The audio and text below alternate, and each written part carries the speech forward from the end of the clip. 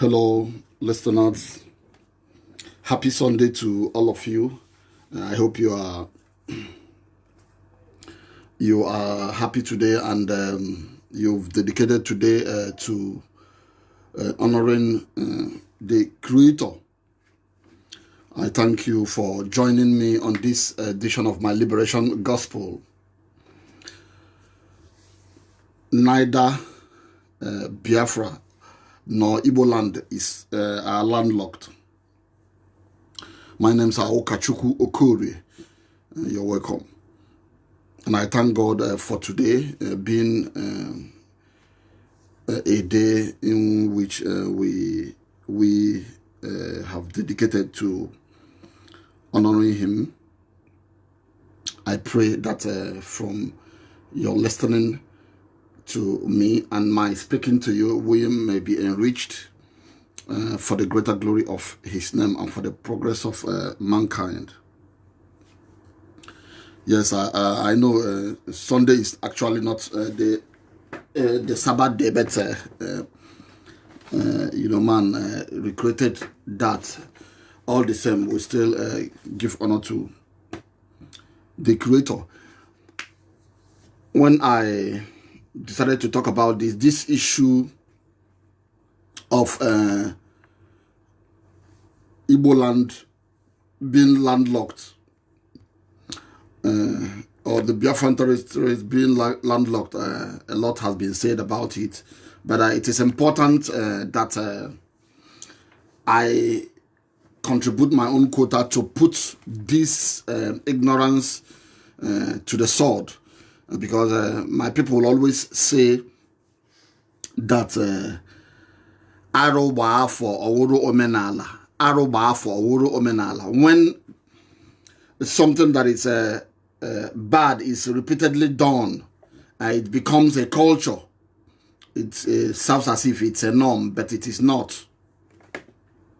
In my research since last night, I delved into many things. I delved into a lot of information. Some of them I did not know prior to my time of research. And I wouldn't blame many who would always argue, hey, because they don't know. And like I said, in this new age of Biafra, it is my happiness is that it's a time for mass awakening, and we are making use, in as much as the social media has brought in some disinterest, some things that are not good. We will take cognizance of the fact that it has brought in serious mechanisms to acquire knowledge. You can teach yourself. Now, and it is important to say, since the end of the Civil War, a lot of things has been done, although it didn't begin from the time of the Civil War, from the time the British came into the hinterland after the end of slavery. They discovered who we are, and they've tried every way to rewrite our story, to rewrite our history, to tell us that we don't have an identity, that we don't have a history. And if you follow some of my posts, historical research, I talked about the development of new settlements across on the line of the coast, because slave trade lasted over 500 years. And during that period, man flourished in that illicit trade. New settlements were built on the line of the coast. You will hear about the Jaja of Opobo, a slave who later rose to founding a city, a port city called Opobo. Today, you know about Opobo. It's a sprawling city. The Bonny you know today is called Obani.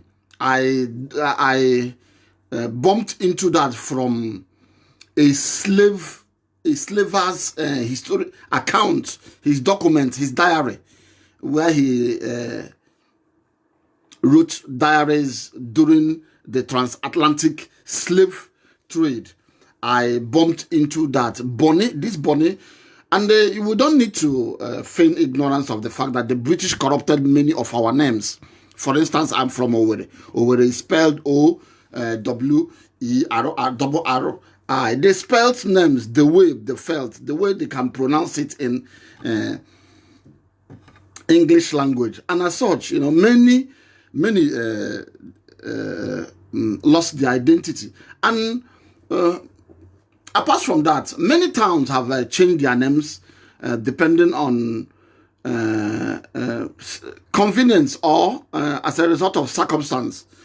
So before I digress, it is important for us to take cognizance of these facts that our history has been changed, and we are trying to tell the real story, because we lost a war. Let us face the fact. We lost an uneven war, a war that the world powers connived with our enemies, who are unfortunately our neighbors, to try to annihilate us, and they try to rewrite history.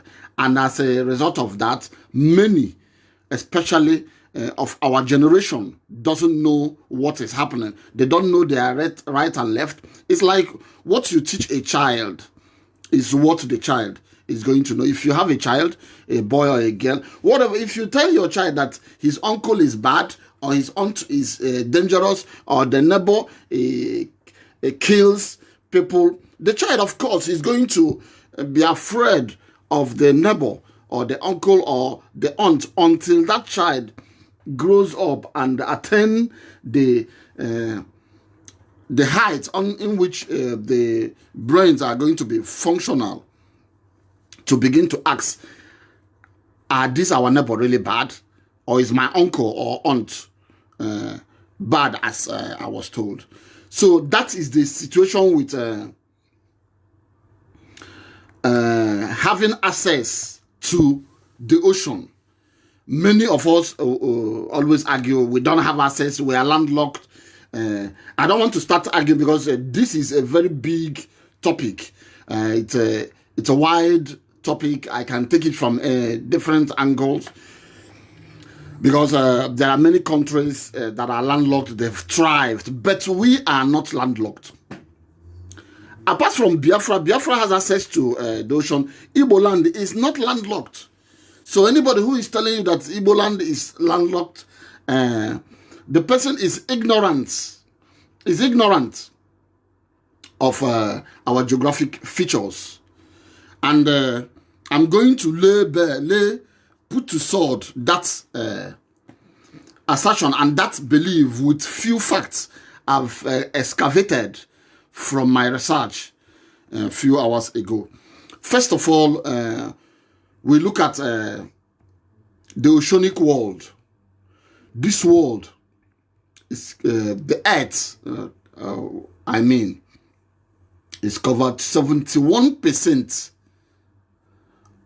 of the earth are covered by water. The surface of the planet Earth, there is approximately 71% water, and it contains 5 oceans. This Earth in which we, planet Earth in which we live in, 71% of it are covered by water, and we have 5 oceans in this world. First, the Arctic Ocean. Second, the Atlantic Ocean. Third, the Indian Ocean. Fourth, the Pacific Ocean. And fifth, the Southern Ocean. The world is connected, is interconnected with each other. Their borders are indicated on the world image in varied shapes of blue. If you look at them, you can Google these things. They are there.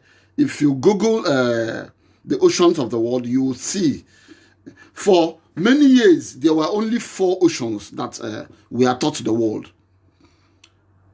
Only 4 oceans were officially recognized. And then, in 2000, at the turn of this millennium, in the year 2000, at the spring of 2000, the International Hydrographic Organization established the Southern Ocean and determined its limits. The limits include waters below 60 degrees south, and some of it, like you see in the Arctic Ocean, which is always frozen. And in these 5 oceans, we have their sizes. The biggest or the largest in size is the Pacific Ocean, which is measured about 168 million square kilometers. Then the second largest is the Atlantic, Atlantic concerns us. If you look at the map, I will come to that. The Atlantic is 85,133,000 square kilometers.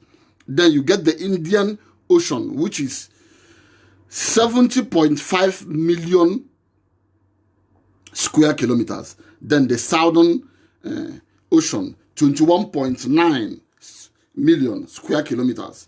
Then the Arctic, which is 15.5 million. And if you look at these 5 oceans, you begin to ask what concerns us with these oceans. Yes, like I said, 71% of the Earth's mass are covered by waters. And we are on the southeast. We are on the southeast end of the Atlantic Ocean. If you look at the map, the geographical map, some of you studied geography or history, or if some of you are even researchers, like I said, the social media gives us the opportunity now to teach ourselves. The only thing about going to school is maybe to learn behavioral attitude and how to relate with each other and confidence and many other things. Apart from that, you can seek knowledge on yourself. Many people do online programs. They don't go into class or relate. So these things are verifiable. You can verify them online. And on this ocean, there are areas that are very deep, but I wouldn't go into that. We are on the waterfront of the Atlantic Ocean. If you look at the map, you will see that the Bight of Biafra, which was renamed the Bight of Bonny after during the Civil War, we are on the Bight of Bonny, but actually is the Bight of Biafra. Biafra is a historical kingdom, the historical people, but the colonizers, Europeans who came in, they tried everything to change it, having seen a lot of discoveries in which they are not comfortable with. And ports, all these things, the argument I'm building towards, why are many interested in ports or access to the ocean? Ocean, spiritually and otherwise, you will know that it contains, in the ocean, it's a sign of wealth. When you talk about the ocean, it's a sign of wealth. If I can take a biblical significance of when, for those of you who are Christians, when Jesus Christ, you remember when Jesus Christ asked his disciple to go to the sea and dip his string and catch a fish to pay tax. It signifies a lot. And when they caught that fish, they opened the fish mouth and brought out a coin in which he used to pay tax. So that is a spiritual symbol. And physically, you know, if you check when flight started, our aeroplane, it was at the turn of the 20th century. Flight started. Since the beginning of mankind, all travels has been on the sea. And that will tell you that there's enormous wealth on the sea. Without the sea, you can't harness God-given wealth, because God said, increase and multiply and control all that I have created. And that includes the sea. So, even up till this day, you see researchers, divers, they've excavated enormous wealth, gold. A lot of things have been got. You remember about the Titanic? Ships have sunk. Many ships, many millions perished. Goods worth trillions of pounds, uncounted In fact, the ocean summarizes wealth. So, and if you talk about the ocean, the access, like I said, we are on the Atlantic waterfront, the southeast. And if you look at that, in as much as the Biafran territories are on, but many, for lack of confidence, for lack of courage, and not knowing their history, they feign ignorance of the fact that there are lots of Igbos on the coast of the Atlantic, living on the coast of the Atlantic. I grew up in Eboma. There's a place called Eboma. I've mentioned that a couple of times. From there, I learned of a lot of things. And my uncle worked in the Nigerian Ports Authority. I remember a couple of times I visited him from Nnamdi Azikiwe University, where I was doing my first degree. He took me round the Calabar port, although the Calabar port wasn't being used like the Apapa, Roro, and Tinkan. But it was something that I haven't seen before, you know. And I saw creeks, many creeks. He showed me, you know, a lot of abandoned equipment. And it was a marvel to behold. That's Calabar. And all these things are man-made. A port is man-made. Like I said, the Iguacha, today's Port Harcourt was known as Iguacha. But Lord Lugard built a port on that front. He built a port on that front and named it after the Secretary of Colonial Territories, then Harcourt, Sir Harcourt. He named that port after the Secretary of the Colonial Territories. That's why it's called Port Harcourt. If you go to former British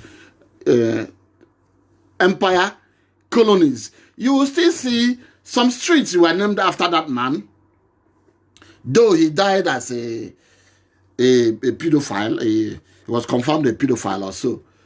But many ports, many streets were named after him because he was in charge then. So they were trying to please him, you know, trying to please your Oga, that kind of thing. So Lugard named the new ports at Iguacha after his Oga in London and called it Port Harcourt. And that's why we know it today as Port Harcourt. Unfortunately, people don't know history and they will always argue, and you wouldn't blame them because Nigeria was created to emasculate the people of Biafra and divide the Igbos and their kids and kin, telling even normal Igbos to have a crisis of identity. Having said that, what does it take to have a port? Many of you are businessmen. You have exported or imported goods via container. So, and some of you have seen how containers are loaded into, goods are loaded into container, then container into ports. Brothers and sisters, it takes only two. Most ports, although there are some ports that are naturally deep, and it's in history. If you see, there are greatest depths in the ocean. Some of them you don't need to. There are thousands of feet underground. For instance, the Mariana Trench in the Pacific is the deepest part of the world. They call it the Mariana Trench. It is the Pacific. Then you have the Puerto Rico Trench on the Atlantic. You have the Java Trench on the Indian Ocean, then the Arctic Basin on the Arctic and the Southern Ocean. So, but how many feet do you need to build a port? Ports have a mean low water depth of less than 45 feet only, limiting the container ship capacity to less than 6,000 TEUs. There are ports that can be only 20 feet deep. I mean, the depth of water helps get them access to the deep water ports. Regular ports are by and large of recreational kinds, where water is not more than 20 feet. There are ports that are 20 feet. And if you check some of our rivers, you will see you still get you get more than that. I'm coming. I will give an example with Orash. Many of you, Orash River crosses in their towns. So we have all these things, but we need to do research on our own individual capacity. You get these things. It's not rocket science. So to get ordinary port, it's just 20 feet. And major ports, as in those that don't, it's just 45 feet. But with 20 feet, you can. A port is there. Ships can sail to that. It all depends on, you can still dig deeper depending on the capacity of the vessels you want to dock at that channel. So that's one. And in measuring, because I said what we are dealing with here is our access to the Atlantic Ocean. We have 5 oceans, and we are on the southeast end of the Atlantic Ocean. So what we are now looking at, how do we have access to the Atlantic Ocean? That is a simple logic. Do we have access to Atlantic Ocean? There's something I want you to understand. When I lived with my parents at Eboma, I never forget the memory. We lived 10 years in Eboma, and since I was born, I have never seen any land that is as fertile as the Eboma soil. And there was something that baffled me as a kid. In Eboma, before you see this race or fight over oil wealth, and most Eboma people never enjoyed their the dividends of their oil well until I was in Eboma when the first demonstrations started. I did my primary school in Maho. I speak Eboma dialect fluently. And there was something that is remarkable. In Eboma, when you build your house, immediately you finish the house, the first thing you do is to dig a well. You just dig a well. That's the first thing you do in Eboma.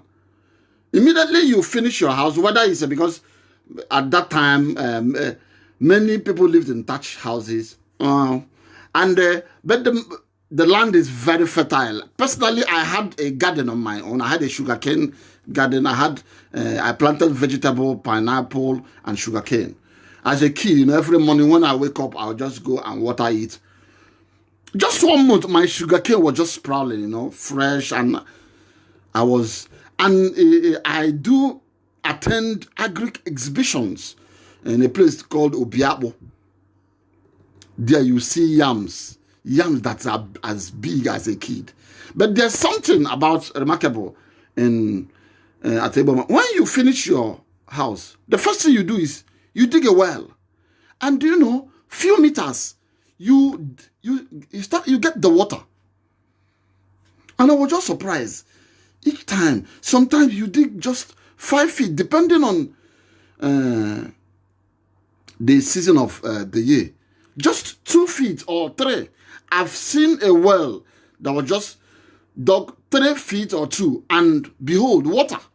And I was just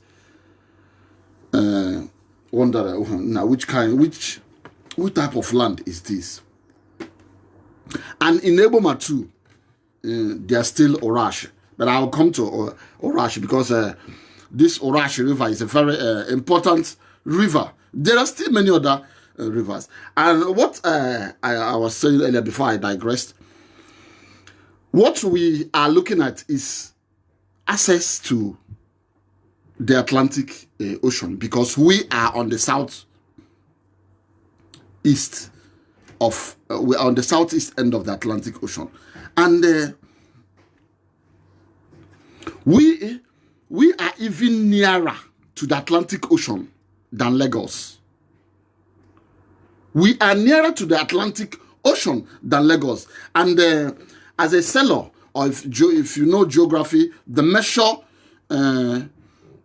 measurement with waters comes in nautical miles.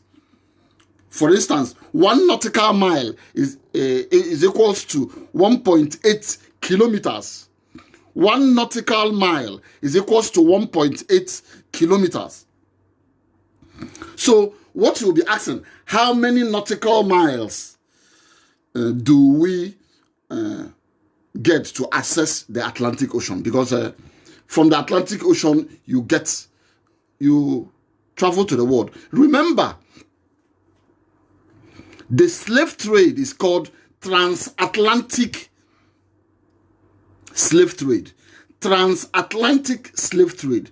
The Atlantic Ocean divides the old world and the new world. The old world and the new world. If you study the history, they will always tell you the new world. Slaves were exported from our land to the new world. And the British and the Europeans went to the new world and built the place, transferring slaves and emigrating to that place. Because there were hunger and mass starvation wars in their land. So if you check the map very well, you see that the Atlantic Ocean, check it very well, it occupies an elongated X shape. It's like S. It's like S, if you check the design, extending longitudinally, between Europe and Africa on the east. Then the Americas to the west. Like I said, it's connected. The world is connected, interconnected. It's interwoven as one component of the interconnected world ocean. The Atlantic Ocean is connected in the north to the Arctic Ocean, to the Pacific Ocean in the southwest. It is connected to the Indian Ocean on the southeast, and the Southern Ocean, it connects to it in the south. So if you look at this shape, it's like S. If you can Google it and check it geographically and see where we lay on the southeast end of its waterfront.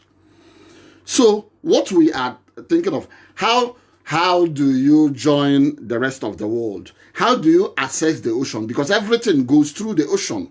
If you want to you want to go to America, you have to cross the ocean. If you want to go to Europe, for us, you just come out through the ocean, and I mean, if you are, that is good. So because most goods, the greatest amount of goods will travel by waters, not on. We have cargo plane, but there are amount of goods it can carry, but the ship can carry unlimited. You've seen the size of ship. So, like I said earlier on, 1 nautical mile, it's equals to 1.8 kilometers. So how many nautical miles do we have from when we say we have access to the ocean? For instance, okay, Port Harcourt. Port Harcourt was, and mind you, for you to build a port, you must have to dredge. Like I said in when we were living in Eboma, the first thing you do in Eboma when you build your house is to dig a well. Until recently, that pipe-borne water through pipe, you know, started coming out, and all these things are modern times. In the ancient times, it's well. When we were kids in Eboma, we still dug well. Despite the fact that there's a pump. Every family dug well. And it's still across Igbo land in many places. Uguta, Eboma. Yes, actually, somebody's asking me the video. No, I said this is an audio. I prefer doing audio for now. Sorry about that. The most important thing, I need this information out. So, how many nautical miles to the Atlantic Ocean? We have many points. We have many areas we can build ports. We know the established ones. The Port Harcourt. Port Harcourt is 50 nautical miles to the Atlantic Ocean. Through Bonny, or the real name Obane. The British and Nigeria today want us to know it as Bonny, but the real name is Obane. Obane Igbo. And they spoke Igbo. They still speak Igbo. I saw that information from the diary, an account of a slave dealer. An account he kept in the 18th century. So, Lugard dredged that front of Iguacha and named the new port in which the British Empire used to export their cash crops to London. He named it Port Harcourt. And it is 50 nautical miles to the Atlantic Ocean through Obane or Bonny, so to say. Then we have the One Port. One Port is 60 nautical miles to the Atlantic Ocean. Then we have the Calabar. Calabar, the one I visited, I remember I said, my uncle, may his soul rest in perfect peace. My dad's immediate younger brother worked with the Nigerian Ports Authority.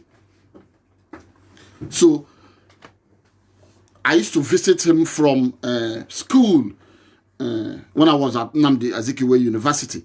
So, and he takes me around the ports, the Calabar port. You know, I love it. I saw creeks where many slaves were shipped out during the transatlantic. Calabar port is 45 nautical miles. Then the Lagos, the Lagos, everybody's shouting, hey, the Lagos, they have made everyone to just think of, because asenaro ba for Owuru Omenala. Because you see, many will now say, you people are in Lagos, leave Lagos for us, leave. The policies of the British colonial imperialists and its neo-colonialists, the people that are running Nigeria today, they want us to come out of our place. They don't even want us to develop our place. Policies are geared towards driving us out. Immediately, they crumbled the regional system of government. They concentrated much powers on the center. And that's why you see everybody is rushing to Lagos. Irrespective of the fact that Apapa and Tinkana they are jam-packed, no movement. They still want us to come there. Suffering the ordinary Nigerian and stifling commerce, because a nation cannot be rich if it doesn't liberalize the economy. Commerce, trade is important. Without trade, no nation can be wealthy. That is why you see the Igbos always making it. Business, trade, the art of buying and selling. It is important. And you can't talk about buying and selling without goods, what the people want. Distribution.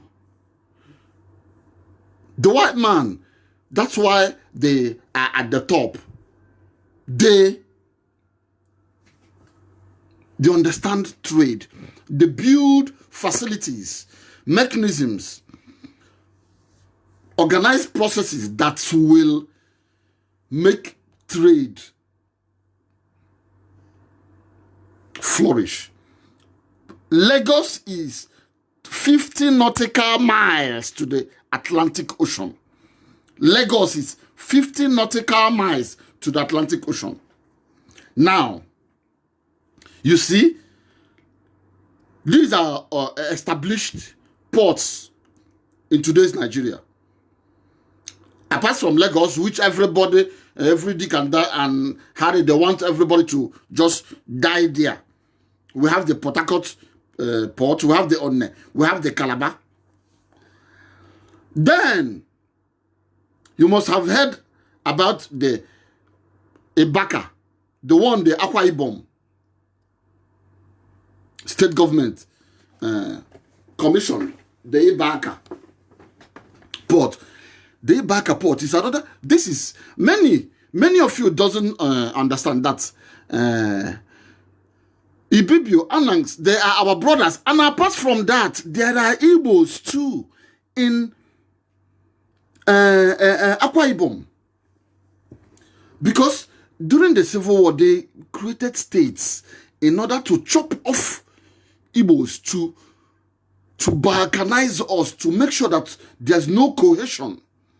They gave us only one state, East Central State, thinking that because those ones are the core hinterland Igbos. Then Igbos living on the periphery, on the coast, they carve them out into other states. That's why today you see Igbos in different states. I mean, indigenous Igbos, not settlers. So there are indigenous Igbos in Akwa Ibom. Many of us doesn't know that. So we have a new port in Ibaka. The port is 30 nautical miles to the Atlantic Ocean. So I want you to be checking distance. 30 nautical miles. So it's even nearer to the Atlantic Ocean than Lagos. Then many of you may not know. Azumini. You know Azumini? Azumini in Abia State. Or I think around Okwa area. Azumini is 30. Azumini is on the Atlantic beachfront. It's 30 nautical miles to the Atlantic Ocean. Remember, what we are looking at is our access to the ocean. And earlier on, I talked about the interconnectivity of all the 5 oceans. How Atlantic Ocean connects to the rest of the oceanic world. Before I come to that, there are international laws guiding ocean. There are international laws for your information, because we see arguments by illiterates, people who doesn't know anything. They don't even know international laws. They don't even want to check. They try to, Nigeria intimidates. It's a country that people eat by intimidation, by ignorance, by killings. We've seen what is happening.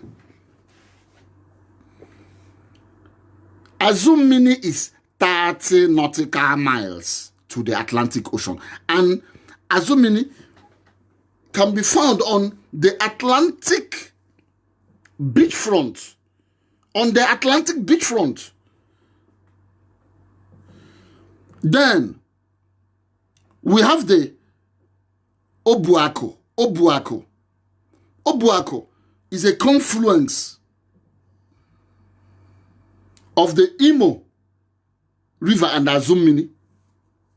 The Obuako confluence. Many of you, Imo River, Miri Makuala, Hune Ngala. When we were kids, they used to sing this before major programs in IBC. Miri Makuala, Hune Ngala. Heji Marimo, Hune.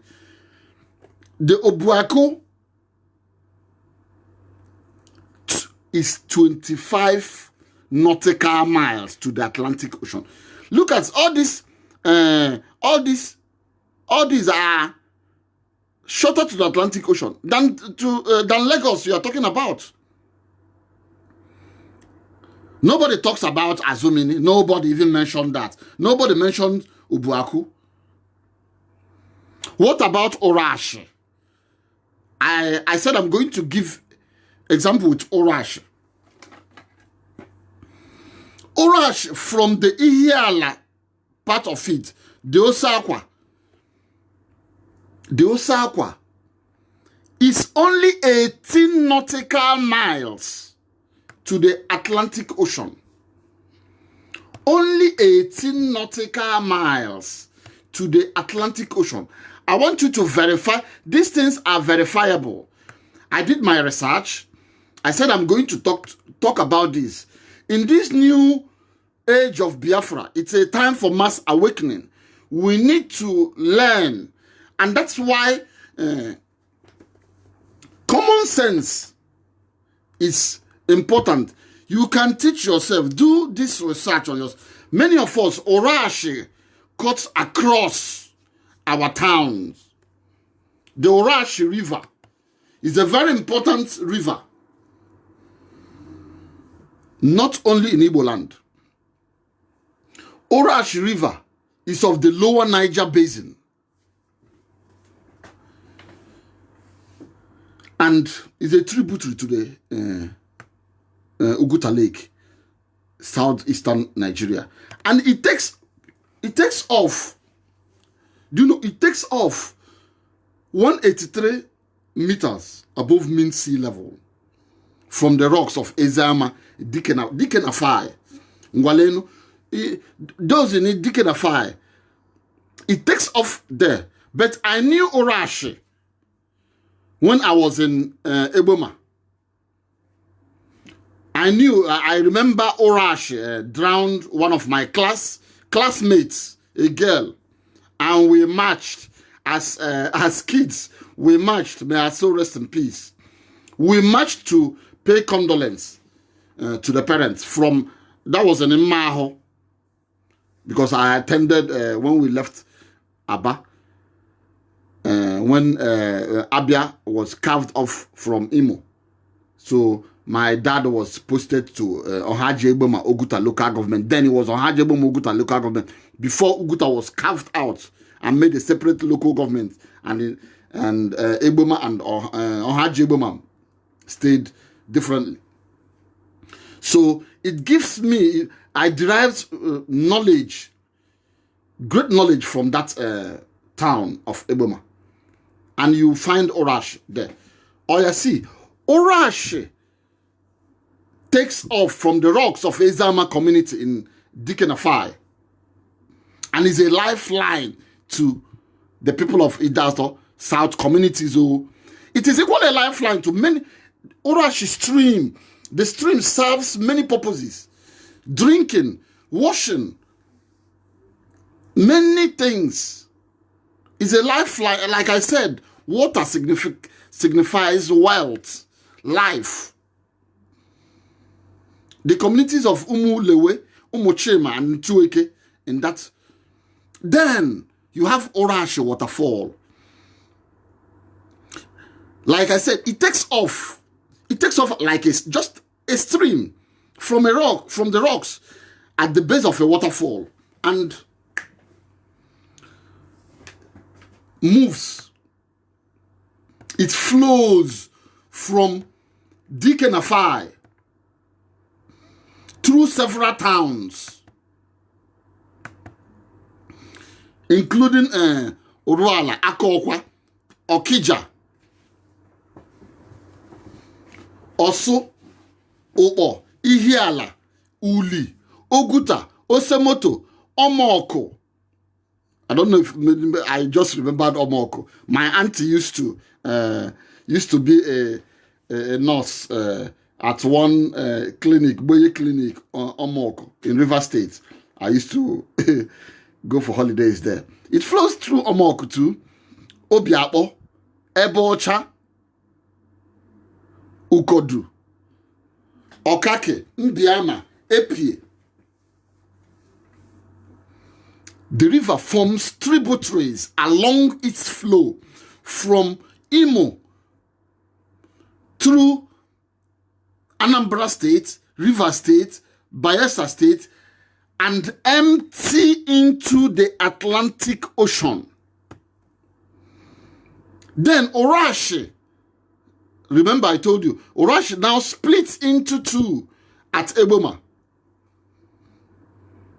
The larger portion, the right side, flows through Eluku before splitting further into two and emptying its waters and sediments at Edikalama in Degema and Abonema. You know Abonema? In the Gulf of Biafra, which they have renamed to Gulf of Bone. So this, but on looking at this Orashi, like I said, from what you've heard now, it crossed many towns in what you know today as the Southeast and South-South. They are connected. And this river served as creeks in which slaves were even taken to the shores and onward across the Atlantic into the New World. But if you come to the Ihiala part of it, you get the Osakwa. And this Osakwa is only 18 nautical miles to the Atlantic Ocean. And do you know what? It has the deepest feet of natural depth than any other river in Nigeria. It's 65 feet deep. And if you remember, I told you, you need only 45 feet to get deepest containers, because only 20 feet deep can bring in a ship. But Osakwa has 65 feet of natural depth. Agobe Diago. It is not even dredged. And mind you, most of the ports you see today are dredged. They are dredged. So it is important for us to get these information before we start arguing. We don't need, this is it's not rocket science. You don't need to look at the geography. Look at the map. Look at the map. You see where we are. We are on the, I'm not even talking of the Biafran territories. With Biafran, unless you want to give away your brothers, because the enemy is making noise. They are not your brother. Igbo Ikwere people are Igbos Forget about some of them saying they are not Igbo because they are saboteurs. Because they are saboteurs. They betrayed and they are ashamed in their betrayal. So they don't want to be tagged saboteurs. So they're saying, who told you? Is it not during the Civil War that they started changing Romo Dara? Omo Dara to Omo Igbo to Rum Igbo. All this, we know these things now. And we feign ignorance. This is a new age of Biafra. And it is time for mass awakening. Okay, I've decided to leave Port Harcourt Port, Onne Port, Calabar Port. And we leave Ibaka Port. That is in Ibaka Port. That's in Akwa Ibom. What about Azumini? I just told you about Azumini and Orashi at Osakwa. So these things are man-made problems. They don't want us to survive. They want to emasculate us, to annihilate us, but it is not possible. And you can imagine, from my research, I burst into something documented by a businessman. You can imagine that shipping goods from China to Nigeria cost about 800,000 for 40-feet containers. I know things change. Shipping goods from China to Nigeria cost 800,000 for 40-feet containers. To move the same container from Lagos Seaport to Trade Fair, in Lagos cost 1 million naira. Can you imagine? Then to move the container from Lagos to Southeast Nigeria cost 1.2 to 1.5 million naira. Federal government charges 20,000 naira each day for 40-feet container packed at the seaport. You see that it is cheaper from China to Nigeria. It is cheaper to import from China to Nigeria than to move the goods from Lagos to any part of the country. Look at the people that are leading Nigeria. The amount of hardship they put down for people.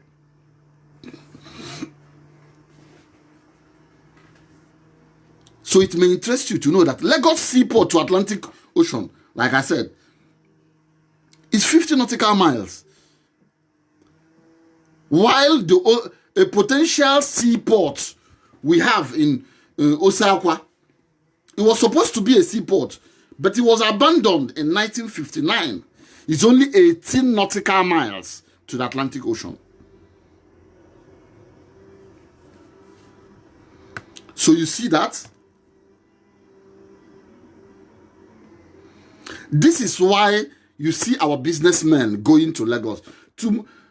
They will always say, why are you people in Lagos? You are taking over our land. We want to be in our place. We want to, but the federal government has made it, frustrating. These things are man-made hardship and problems. Wickedness. They don't want us to have seaport. Because the moment look at Lagos, everybody just putting his head there. If we return from abroad, it will be in Lagos. All the hotels. Why won't the Yoruba landlords, they are benefiting.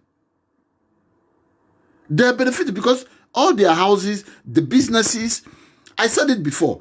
If for instance, Osakwa Seaport is put into use, within the next 5 years, it will provide not less than 1 million jobs. More than that. And wealth will spread. Skyscrapers, foreign investments will come in. Because the ocean brings the international business community. It brings international commerce to your doorsteps. That's why you see any place the ports are built, it develops rapidly.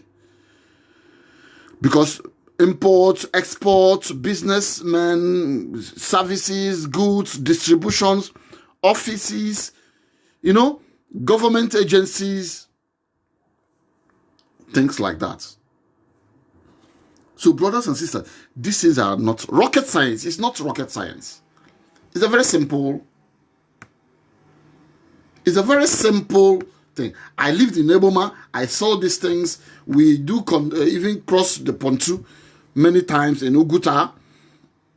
So I see all this. I saw it when I was growing up, but I still see the mistakes and the ignorance our people wallow in.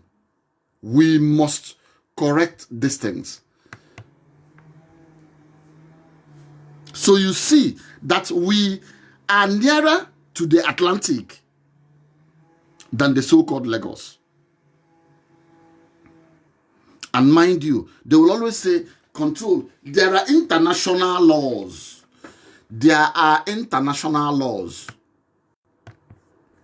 There are international laws guiding the high sea. It is important. There are international laws. Whatever they argue, every country, there are laws. The law of the sea is a body of customs, treaties, an international agreement, because there's law and order. It's not like in Nigeria where there's no law and order. People will just get into a community and massacre 50, 100 people. Panel will not be set. Nothing will be done. And the next day they will still go there again. There are laws. And to a great extent, countries obey international laws for global stability. And the law of the sea, like I said, is customs, treaties, an international agreement by which governments maintain order, productivity, and peaceful relations on the high sea. The UN held their first conference on the law of the sea. It's called UNCLOS, UNCLOS 1 in 1956. It resulted into the 1958 Convention of the Sea. And it's established that a country owns from its waterfront up to 12 nautical miles into the sea. And after that, international laws takes into effect. And international laws, every country, every entity, every sovereignty have access to the sea. You have access to the sea. It's international laws. So the Republic of Biafra have access to the Atlantic Ocean. So forget about all the propagandas they are churning out, all the intimidations, all the things Yoruba Irats are talking online, and their sympathizers who are ignorant among us, our brothers and sisters that are ignorant. We have access to the Atlantic Ocean. That is why, or that was why, the bulk of the slaves were taken from our territories. The bulk of the slaves were taken from our territories. Because we lived on the seashore. However, Nigeria have tried to partition us. It is not possible. It is not, like I said, I lived in Eboma. From Owerri, you get to Ohaji, Owerri, you get to Amafa, Obosima, Eteikuru, Mbara, Ekoba, Mbara, Obokofia, location, where we have the location, where you have the shell, the shell fire, the flames is always up, non-stop. I don't know if you've stopped today. All throughout the 10 years we lived in Eboma, it fled, the gas fled in location in Eboma and in Ibocha. From location, you get to, by the left, you get to Maho. If you go by the right, you go to where they call Opuoma. Before, it used to be called Oboroto, but then later changed their name to Opuoma. And straight, you go to Uguta. You go to Osubudo, Ezi Osu, then Uguta. But before you get to inside Uguta town, you have to cross the Uguta Lake through the Pontu. You have to cross Obuide. Then on the left, from that location I said, where the Shell depot, if you go left, you go towards the headquarters, the local government headquarters, the Maho, straight to Abacheke. Abacheke, you go to Okuzi. Okuzi is the Ebomans that was carved into River State. After Okuzi, you go to Obricom, Ebocha, then Omoko, Ahoda, Elele, Iguacha, that you call Port Harcourt. So all these places, and they're all Igbos, but the imperialists and their agents, they've tried to divide our people. Remember a proverb that says, Igbo na-asụ n'olu n'olu. Igbo na-asụ n'olu n'olu. It means the Igbo that is spoken by an on the chairman is different from the one that is spoken by an Owerri man. Even in the same state, the dialect of an Owerri man is different from that of an Eboma person. The dialect from by an Eboma person is different from that of the Ohaji. Even Ohaji is divided. The dialect of someone from Umuokane is different from someone from Awara or Asa or Ikwerede. These things, we need to be adventurous. If you are not adventurous, you will not know this. That's why Igbos will always say, na onye njenje ka onye isi awọ mma. A widely traveled person is more knowledgeable than an old man that spent all his days in his village. So we have access to the Atlantic Ocean. That is the most important thing. It is now up to government to start beautifying the ports, creating channels in the port. Channels where the different kinds of goods will be stationed. It's just like creating channels and terminals, so to say.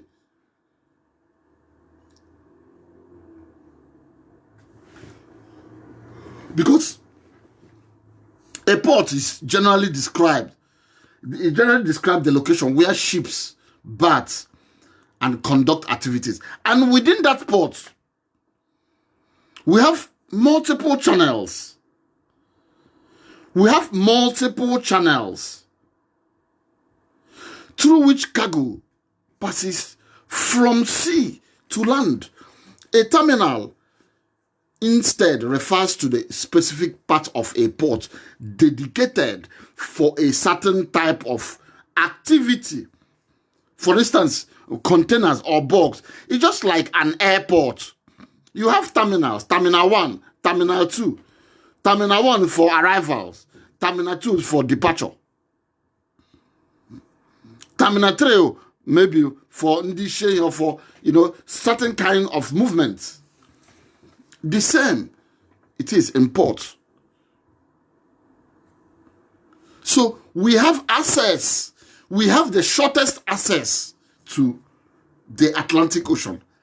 We are nearer to the Atlantic Ocean. We are on the southeast end of the Atlantic Ocean. Remember the Atlantic slave trade. The Atlantic slave trade. Why is it called the Atlantic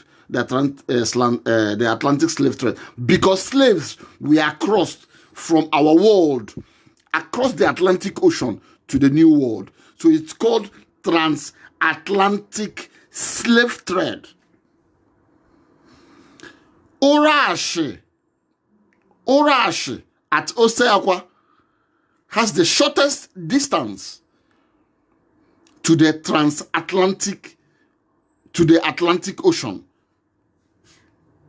It is shorter than Lagos. It is even shorter than Port Iguacha, in which we call and we named after Harcourt, the pedophile that was a colonial secretary during the Victorian Britain. Osaakwa is even shorter than One. It's shorter than Calabar. We still have the Azumini that is 30 nautical miles to the Atlantic Ocean. Why do you think our people call Oshimili? We call our towns the Oshimili. If you go to Delta State, there are local governments named after Oshimili. We call Atlantic Oshimili. You still see our people take that title, Orimiri, or depending on your dialect, Oshimili, Orimiri, because it's a big ocean. So anything that we call our God Oshimiri Atata. So it is important for us to know that, look, we have access to the Atlantic Ocean through many ways. These ones are the ones we know. If we start looking at history, how ports were created, you start thinking about the Suez Canal. How Suez Canal in Egypt today was even created. You talk about the Panama Canal. There are many other canals. Look, it's dredging, suction. You suck the debris from the sea and make it clear. You clear it for ship to move. These things are not rocket dredging. It's not rocket science. I gave an instance with wells. It's across our land, wells. Many of you, when you were kids, you knew about well. Even at the time, you see a community will have a community well. And at the time, they will come and dredge that well. They will see that the water they are fetching out from that well, it's no longer, it doesn't look fresh, and it looks muddy. They will employ laborers to come and dredge that well. And when they dredge it, they will meet fresh water again. So dredging is a process used to remove accumulated sediment from the bottom, and in some cases, the banks of or sides of a river or lake or stream or other body of water.